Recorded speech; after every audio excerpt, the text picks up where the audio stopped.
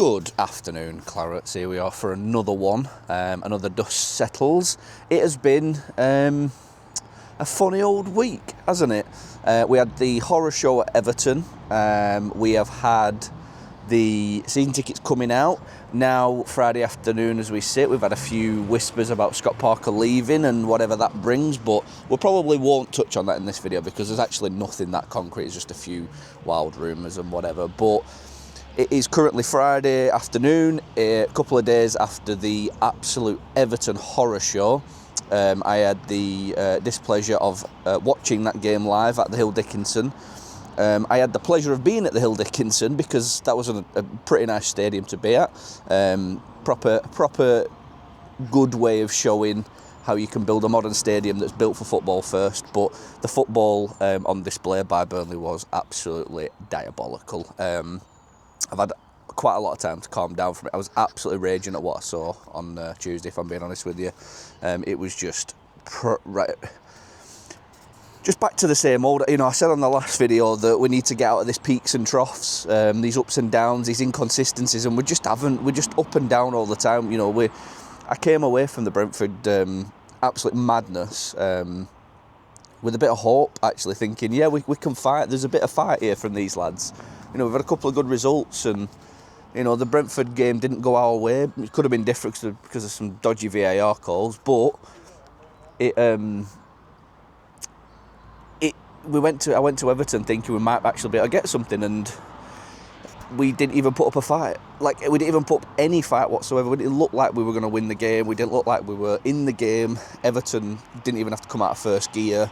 The whole game just felt like a complete training game, really, and that's a shame. That's a real shame about where we are as a football club. So for me now, it's curtains. That performance just sort of again just solidifies where we're at as a football club. On the individual moments of the game, Parker just got it wrong on every conceivable metric, formation, aggression, messaging to the players. Substitutions were a disaster. No idea why he took Hannibal off. Hannibal and Anthony were the only players actually looking like they could have done something in the game. And then he decides to take Hannibal off and just completely nullifies in midfield. Then decides to take Worrell off, not in that order all the way around, but we conceded. We're just crap. That's ultimate. Everyone said everything they need to say about that performance. We were just crap. And Parker looked like a man on the edge. I'm being honest with you. He looked like he'd done. He looked like he was saying sort of things where he had to sort of go away and reassess and look at things. And to me, he's spoken like a man that's coming to the end of his tenure. I don't know any information. I've got any inside scoops on this. Like I say, I mentioned briefly, there's a few whispers around this afternoon as it stands. You know, it's Friday afternoon. There's a couple of murmurings about him leaving, but other than that, there's absolutely nothing in the pipeline I can tell that confirms he's leaving.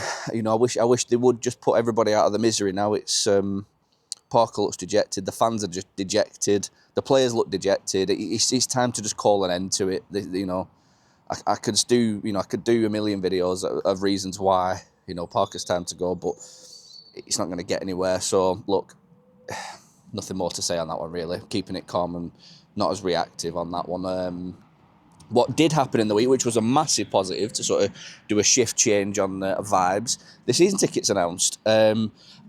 I'm personally pretty pleased with it all. For once, it shows a proof of concept of communication and dialogue between fan groups and sounding out fans and getting fan views and listening to your fan base and looking at your fan base about what fans can afford and what they want to afford and what they want to pay, and they just nailed it. You know, I'm very critical on this channel, and I'm also quick to throw praise out on this channel if it's warranted, and the club have got it absolutely spot on. I really love the extending of the concessions for young people up to 21. I think that's a really key and important metric to sort of, in this transition period, I believe, as a club, it's important to get young fans in and on board, you know, because at the minute, you know, only 50% of the seasons that AOK have been on have had with us have been positive. The other half haven't, so to do everything they can, as in bring the season ticket prices down to get young people to come and watch us, is a massive positive. The price increase is below inflation, which I'm very happy about. And yeah, there's really not a lot to say about it. They've just done a really good job, so if anyone from the club watches this video, then sorry for wasting your time in watching my ugly face, but pass on the message. Good, like, fair play, well done, you've nailed it, absolutely nailed it. And you know, it's about time we got a good news story this season, because we've been few and far between. So really pleased with that. You know, getting the cup games in there as well is a real big plus. Might just give us that extra boost in the early rounds of the cup that we need, to just get more bums on seats. And so yeah, fair play. Can't really complain at all. Any people that are probably complaining are probably nitpicking at this point. Like I say, the only minor negative I can see is the what's the right word I'm looking for?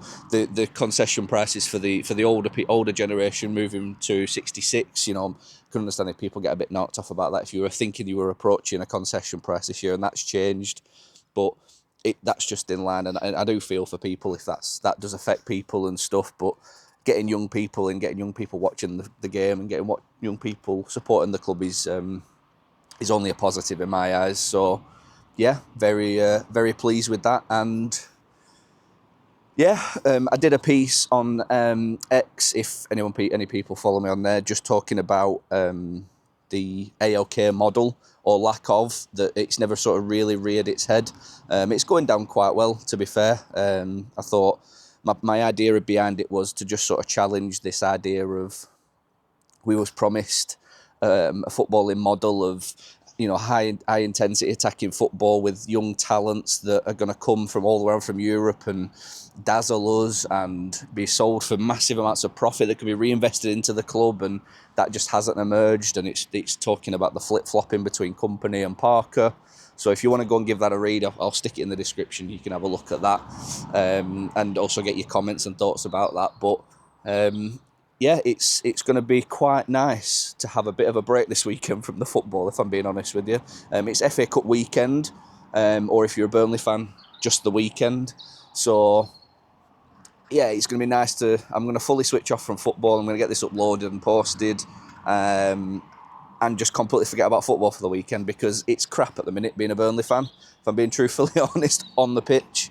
Not much to cheer about, and hopefully the FA Cup might give us a nice bit of respite that we needed. So yeah, short but sweet this one, I think. If there's anything you want me to talk about in the next one, or if there's anything you want me to, you know, any questions you want to ask, stick them in the comments, and I'll try and get another video up over the week, I think. So yeah, cheers for watching, and see you in the next one. Up the Clarets.